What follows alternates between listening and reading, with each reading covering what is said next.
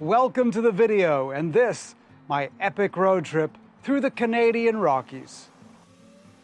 In this trip, I'll be driving from Washington State into British Columbia. I'll overnight tonight in Kamloops, and then tomorrow I'll head to Mount Robson Provincial Park and Jasper National Park. I'll spend a couple of days in Jasper and then head south through the Icefields Parkway to Banff National Park.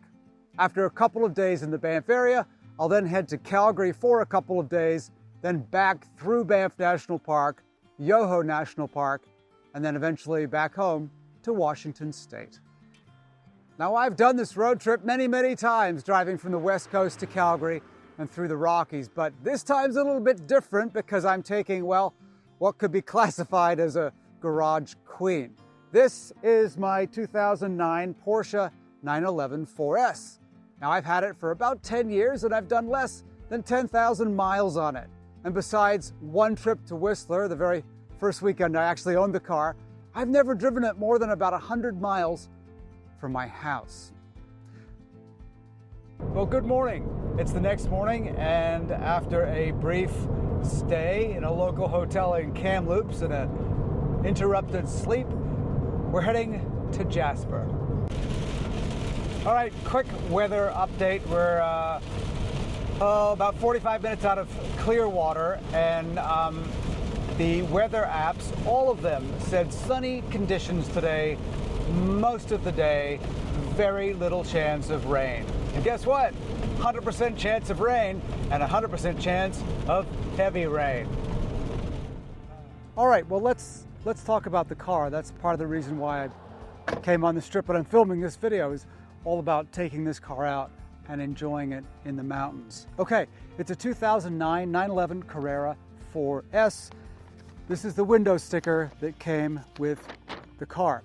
Well, the engine is a beautiful piece of technology. It's a 6-cylinder, 3.8 liter, 385 horsepower bit of mastery. It's wonderfully engineered, it's creamy, it's responsive. So far, it's been, of course, very reliable. I hope that continues to be the case. Now, up front, we have storage, the front trunk. It's actually quite valuable for storing, tools, some small luggage. It's just a nice add-on if you want to have something more secure than sitting in your car. It's a great place to put that as well. The drive north from Kamloops to Jasper is, as you would expect, absolutely beautiful and peaceful. There are a few towns along the way, such as Clearwater, that do have accommodation, restaurants, gas stations, and the elusive EV charging station, if you're looking for one. All right, I'm parked on the edge of Mount Robson Provincial Park, and undoubtedly one of the great views in the Rockies, probably one of the great views in Canada, is the drive towards Mount Robson with the mountain front and center. And what a beautiful mountain it is. It just happens to be actually the tallest mountain in the Canadian Rockies. And importantly, now I'm less than 1 hour's drive from Jasper National Park, which is where I'll be heading next and where I'll be spending the next couple of days.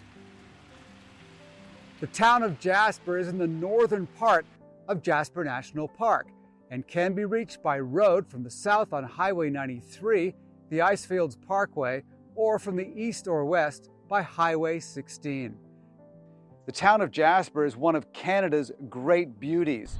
It's also the beating heart of Jasper National Park. During my brief time here in Jasper, I visited the Jasper Tramway, the amazing Maligne Canyon, and the absolutely stunning Maligne Lake. I was also fortunate to see some wildlife, including elk and 2 huge and beautiful grizzly bears. While here in Jasper, I stayed at Whistler's Inn, which is smack dab in the middle of town, and where I stayed the first time I visited Jasper over 40 years ago. My favorite hotel, though, is the incredible and a little bit pricey Jasper Park Lodge. All right, I am now leaving Jasper, Alberta. After a couple of days, it was a nice visit. It did rain overnight, so much for the clear and warm weather. Anyway, it rained and it looks like it snowed on top of the mountain. So while it's pretty, it gives me some cause for concern considering I'm now about to drive the Icefields Parkway. This beautiful section of the Canadian Rockies is one of the most beautiful drives in the world and starts in Jasper and ends in Lake Louise, or the opposite would be true, starting in Lake Louise and ending in Jasper. Not too far from Jasper, you will find two of the most beautiful waterfalls in the Rockies, Athabasca Falls and Sunwapta Falls. In my opinion, the star attraction of Jasper National Park, and of course the Icefields Parkway, is the Columbia Icefield. The Columbia Icefield is one of the largest ice fields in North America and is perhaps the most incredible attraction in the Canadian Rockies. I arrived at the Columbia Icefield around 10 a.m. and jumped right on the first tour of the day. And by the way, I do recommend that you book these tours well in advance because they do fill up. The tour takes you on an Icefield Explorer vehicle, which is pretty cool to be honest, and right up onto the glacier itself.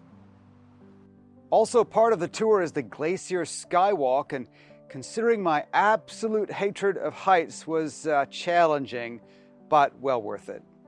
After the tour, I jumped back in the car and continued driving south into Banff National Park. I stopped quickly for some food at Saskatchewan River Crossing and then continued south again to Peyto Lake. The area around Peyto Lake was still covered in snow, but the short 10-minute hike was still open, and the viewpoint is one of the most famous photo spots in the world. About 5 minutes south of Peyto Lake is Bow Lake. Bow Lake is right off the highway and easy to get to, and is incredibly spectacular. After Bow Lake, the next stop is Lake Louise. Now, if you're visiting Lake Louise for the first time, this is one destination worth spending some time at. Lake Louise itself is obviously beautiful, has world-class skiing, hiking, and one of the best hotels in Canada, which is perched right on the edge of the lake. Nearby Moraine Lake is one of the most photographed lakes in the world, but be advised that you have to book a shuttle bus now to even get there. After a couple of hours at Lake Louise and a warm coffee, it was time to head to the Banff town site, but with one more stop, at Johnston Canyon. And by the way, you do need to drive on the Bow Valley Parkway to get to Johnston Canyon, but this is a beautiful driving road and a place where you might see some wildlife, such as this black bear during my time here. After a couple of hours at Johnston Canyon, I left for my final destination of a very long day, the Banff town site. Now, I've stayed at many hotels in Banff over the years, but this time I stayed at the Elkin Avenue, primarily because of its location close to the town site. Now, if you're new to Banff, there's plenty to see, including the world-famous Fairmont Banff Springs Hotel, the Banff Gondola, the Sulphur Mountain Hot Springs, Cascade Gardens, Cascade Ponds, a number of beautiful museums, and several gorgeous and very close by lakes, such as Vermilion Lakes, Two Jack Lake, and Lake Minnewanka. If you're interested in knowing more about Banff, please check out my Banff video. After a couple of days in Banff, I drove to Calgary to see my parents, some sights, washed the car in a no-touch car wash, and then it was finally time to head back to the West Coast. And by the way, for more travel videos, please subscribe. Thanks. All right, I'm going to make one stop here in Yoho National Park, and that is to the beautiful Emerald Lake. This place is pretty special. So the lake itself you can access off a feeder road that goes directly from the Trans-Canada Highway up to the lake itself. It's about a 9-kilometer or 6-mile drive up this road from the Trans-Canada Highway. It's a nice road, it's paved, it's open in the winter, although from experience I can tell you it does tend to get a little bit icy in the winter, so just be careful if you're driving in the winter months. So this car is perfect, right? Well, no, it isn't. No car that I know is perfect, and this is no different. So I know this is probably nitpicking a little bit, but for example, the cup holders are terrible. They may be a marvel of engineering and all that, but you know what? They aren't that great. The cups really aren't secure. They bounce around. and things get spilled, which isn't very good. The infotainment system is old. Now, this isn't the fault of the car. The car is 15 years old, but still. In fact, I brought along this little speaker, this portable speaker, so I can stream music and podcasts in the car. Now, the back seats are great to store bags, but for passengers, yeah, they're completely useless.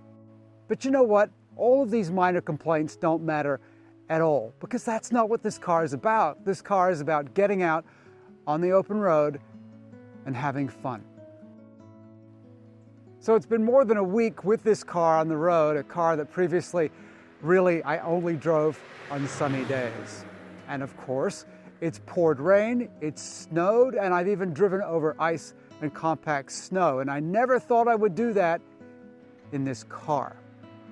That being said, this car has been so much fun, and doing a trip like this to a location like this in a car like this has been incredible. And I consider myself really lucky to have the opportunity to do it. And if you have the opportunity to visit the Canadian Rockies, do it.